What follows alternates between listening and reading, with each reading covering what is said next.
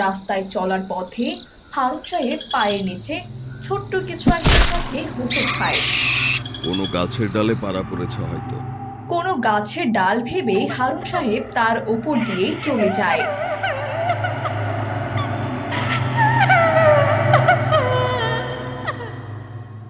এ কি, এত রাতেই মানুষগুলো এখানে কি করছে? তবে লোকগুলোর কাছে যাওয়ার পর হারুন সাহেব অনেক বেশি অবাক হলেন। এই লোকগুলোর মধ্যে কাউকেই তো আমি চিনতে পারছি না। কেন? তুই জানিস না আমার ছেলে কিভাবে মারা গেছে? তুই আমার ছেলেকে মেরেছিস। আদম সন্তান, তোর কারণে আমার বাচ্চা মারা গিয়েছে। এক গ্রামে হারুন নামে এক ব্যবসায়ী বাস করত। সে অনেক পরহেজগার লোক ছিল। তার একটি ছেলে আর একটি আদরের মেয়ে ছিল। হারুন সাহেব একদিন এশার নামাজ পড়ার জন্য বের হয়। তখনও আজান দেওয়ার কিছুক্ষণ বাকি ছিল। রাস্তায় চলার পথে হারুন সাহেব পায়ের নিচে ছোট্ট কিছু একটার সাথে হোঁচট খায়। কোনো গাছের ডালে পাড়া পড়েছে হয়তো। কোনো গাছের ডাল ভেবে হারুন সাহেব তার ওপর দিয়েই চলে যায়।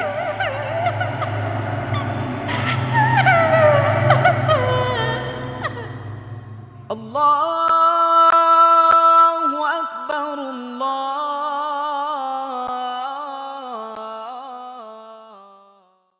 নামাজ পড়া শেষে হারুন সাহেব ওই রাস্তা দিয়েই বাড়ি যেতে থাকে। এ কি, এত রাতেই মানুষগুলো এখানে কি করছে? হারুন সাহেব রাস্তার পাশে থাকা মাঠের মধ্যে অনেকগুলো সাদা জুব্বা পরা মানুষ দেখতে পান। হারুন সাহেব বিষয়টি ভালোভাবে বোঝার চেষ্টা করেন। কারো কোনো বিপদ হয়েছে নাকি?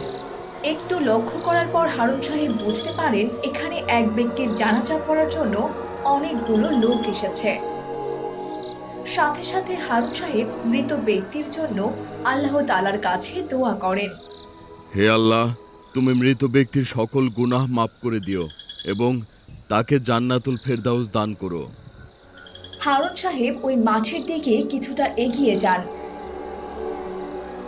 তবে লোকগুলোর কাছে যাওয়ার পর হারুন সাহেব অনেক বেশি অবাক হলেন। এই লোকগুলোর মধ্যে কাউকেই তো আমি চিনতে পারছি না। এই লোকগুলোর কেউই আমার এলাকার নয়। লোকগুলো সবাই সাদা জুব্বা পরিহিত ছিল। হারুন সাহেবের কাছে বিষয়টি অনেক অদ্ভুত মনে হলো। তিনি চলে যাওয়ার কথা ভাবলেন।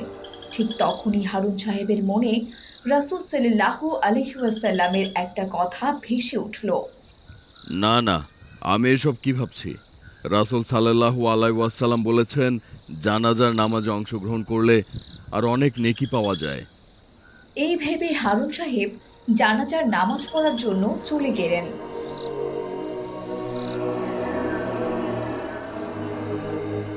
জানাজার নামাজ শেষ হওয়ার পর হারুন সাহেব লাশটির কাছে গেলেন এবং বুঝতে পারলেন এটি একটি ছোট্ট বাচ্চার লাশ। হারুন সাহেব তার সামনে থাকা বাচ্চাটির বাবার কাছে মৃত্যুর ব্যাপারে জিজ্ঞাসা করলেন। লোকটি অনেক রাগান্বিত হয়ে হারুন সাহেবের দিকে তাকিয়ে রইল। কেন? তুই জানিস না আমার ছেলে কিভাবে মারা গেছে? তুই আমার ছেলেকে মেরেছিস। কথাটা শুনে হারুন সাহেব অনেক ভয় পেয়ে যায় আর সাথে সাথে অবাকও হয়। আমি আমি কিভাবে আপনার ছেলেকে মারব? এরই মধ্যে জানাজায় অংশ নেওয়া সমস্ত মানুষ অদৃশ্য হয়ে গেল। হারুন সাহেবের সামনে ছিল শুধুমাত্র বাচ্চাটির বাবা। আমার ছোট্ট ছেলে সাপ হয়ে থাকতে বেশি পছন্দ করে। কিছুক্ষণ আগে ও যখন সাপ হয়ে খেলা করছিল, তুই তোর পা দিয়ে আমার ছেলেকে পিষে মেরে ফেলেছিস। তার মানে কিছুক্ষণ আগের নামাজে যাওয়ার সময় আমি যে পায়ের নিচে পড়ে থাকা শুকনো ডালের ওপর দিয়ে চলে গিয়েছিলাম, সেটা কোনো শুকনো ডাল ছিল না, বরং সেটি একটি জিনের বাচ্চা ছিল যে ছোট সাপ হয়ে খেলা করছিল।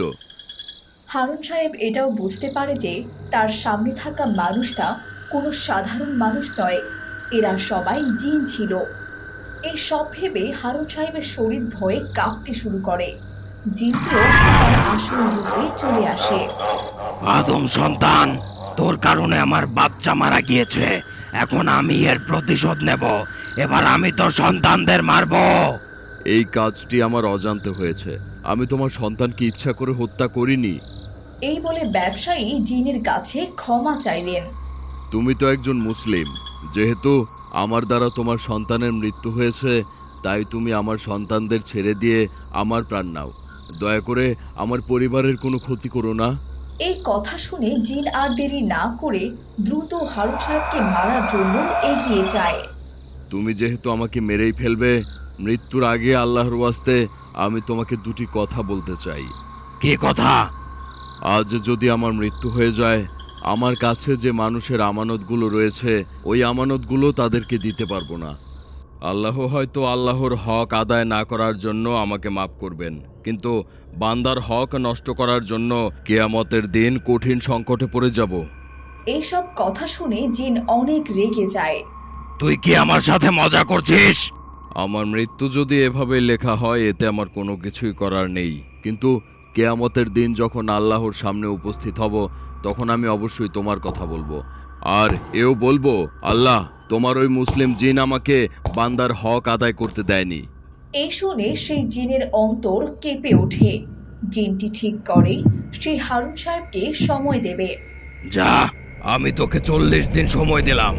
40 দিন পর এই সময় এই জায়গায় আমার সাথে দেখা করবি, আর তোকে হত্যা করে আমি আমার ছেলের মৃত্যুর প্রতিশোধ নেব।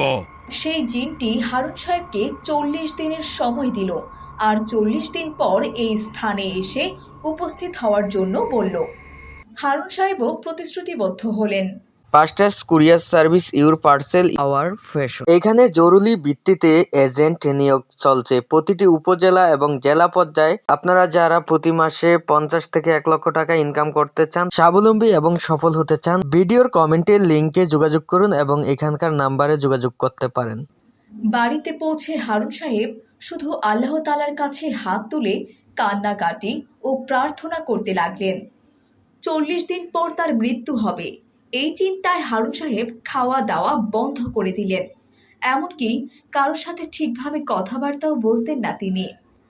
এমনই একদিন হারুন সাহেব তার রুমে বসে যখন আল্লাহর কাছে কান্নাকাটি করছিলেন, তখন তিনি বাইরে থেকে তার ছেলে মেয়ের আওয়াজ শুনতে পান। চিন্তিত হয়ে হারুন সাহেব রুম থেকে বেরিয়ে আসেন, কিন্তু রুম থেকে বের হয়ে হারুন সাহেব দেখতে পায় তার ছেলে মেয়েরা আসলে দুষ্টামি করছিল। হারুন সাহেবের ছেলে আলী হেঁটে আসছিল। তখনই অপর পাশে হারুন সাহেবের মেয়ে আয়শা দৌড়ে আসে আর আলীকে ধাক্কা দেয়। এতে করে আলী নিচে পড়ে যায় এবং তার হাতে থাকা আইসক্রিমটাও নিচে পড়ে যায়। এই দেখে আয়শা হাত দুইটা দিয়ে মুখ চেপে হাসা শুরু করে। আমার আইসক্রিম! তারপর আয়শার দিকে রেগে তাকায়। আয়শা তখন তার হাসি বন্ধ করে দেয়। তুই আমাকে ধাক্কা দিলি কেন? কই, আমি তো তোমাকে ইচ্ছে করে ধাক্কা দেইনি। আমি ওই দিক থেকে আসছিলাম আর তোমার সাথে ধাক্কা লেগে গেল। মিথ্যে বলিস না, আমি দেখেছি তুই আমাকে ইচ্ছে করে ধাক্কা দিয়েছিস। হ্যাঁ হ্যাঁ, আমি যেটা করেছি সেটা একদম বেশ করেছি, আরো দেব। আমি এক্ষুনি গিয়ে মাকে তোর সব কথা বলবো।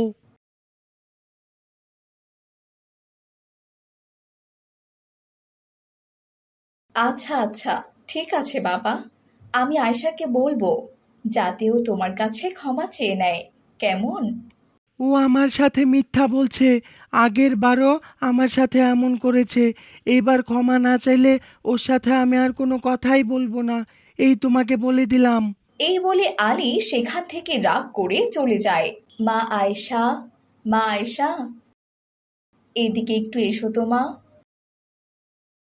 তুমি ইচ্ছে করে ওকে কেন ধাক্কা দিলে মা? দেখলে না ও ব্যথা পেয়েছে? যাও মা, ওর কাছে গিয়ে এখনই ক্ষমা চেয়ে নাও। আম্মু, আমি তো শুধুমাত্র ভাইয়ের সাথে একটু দুষ্টুমি করেছি। দুষ্টুমি করে হলেও আমাদের কাউকে কখনোই কষ্ট দেওয়া উচিত নয় মা। যাও, তুমি তোমার ভাইয়ের কাছে গিয়ে ওর কাছ থেকে ক্ষমা চেয়ে নাও মা। আচ্ছা আচ্ছা আম্মি জান, ঠিক আছে, আমি কালকে ক্ষমা চেয়ে নিব, কেমন? শোনো মা, আমাদের কখনোই আজকের কাজ কালকের জন্য ফেলে রাখা উচিত না। কালকে যদি আমরা মারা যাই তাহলে? কি, আমরা মারা যাব? কিন্তু আম্মু, আমি তো অনেক পরে মারা যাব। আমি তো এখনো অনেক ছোট। আমি তো তোমার সমানও হইনি এখনো। ঠিক তখনই হারুন সাহেবের স্ত্রী হেসে দেয়। না মা, এসব বলা উচিত না। আমরা কবে কখন মারা যাব সেটা একমাত্র মহান আল্লাহ তাআলাই ভালো জানেন। আমরা কিছুক্ষণ পরেও তো মারা যেতে পারি, আবার 100 বছর পরেও মারা যেতে পারি। তাই সবসময় আমাদের মৃত্যুকে ভয় পাওয়া উচিত মা, এবং মৃত্যুর জন্য প্রস্তুত থাকা উচিত। কারণ মৃত্যুর পর সবাইকে মহান আল্লাহ তাআলার সামনে গিয়ে দাঁড়াতে হবে। কিন্তু মা, আমি যদি জানতে পারি আমার মৃত্যু আরো কয় বছর পর হবে, তখন? এটা তো তোমার জন্য অনেক বড় সুযোগ মা। তুমি এই সময়ে তোমার যত গুনাহ আছে সব কিছুর জন্য আল্লাহর কাছে ক্ষমা চাইবে, আর তোমার নিকট অন্যের যত হক আছে সব হক আদায় করবে। নিজের সাথে ভরপুর ঈমান নিয়ে যাবে। দরজার পাশে দাঁড়িয়ে হারুন সাহেবও এই সব কথা শুনলেন আর প্রশান্তি মনে সেখান থেকে তার রুমে চলে আসলেন এবং তার স্ত্রীর কথা মতো আমল করতে থাকলেন।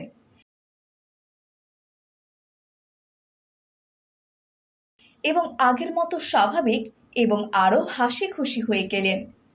যখন 40 দিন হওয়ার মাত্র কয়েকদিন বাকি, তখন হারুন সাহেব তার পরিবারকে তার মনের ভিতর এতদিন লুকিয়ে থাকা সব কথা খুলে বললেন।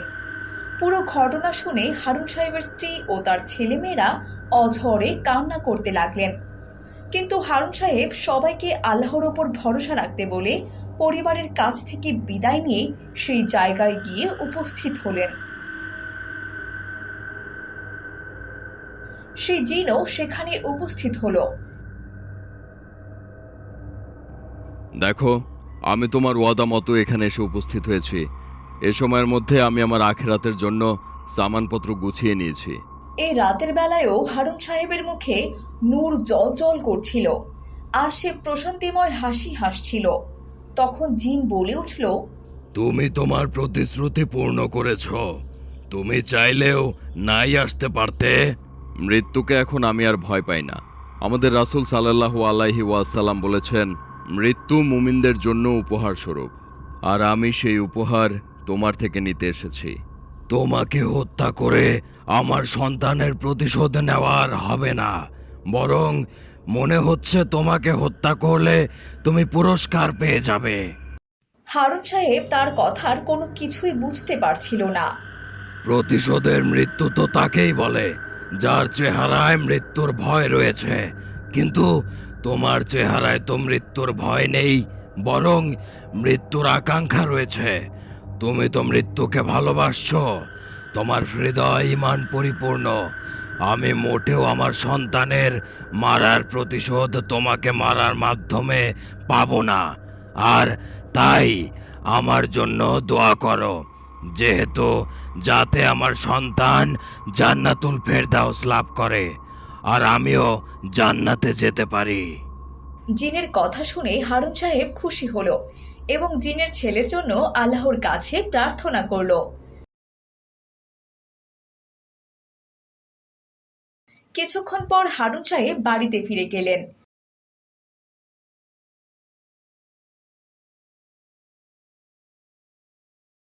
বাবাকে দেখতে পেয়ে আয়শা এবং আলী খুশিতে নেচে উঠল এবং তাদের বাবাকে জড়িয়ে ধরল। বন্ধুরা, এই গল্প থেকে আমরা জানতে পারলাম একদিন না একদিন সবাইকে মরতে হবে, তাই মৃত্যুর জন্য আগে থেকেই আমাদের সবাইকে প্রস্তুত থাকা উচিত।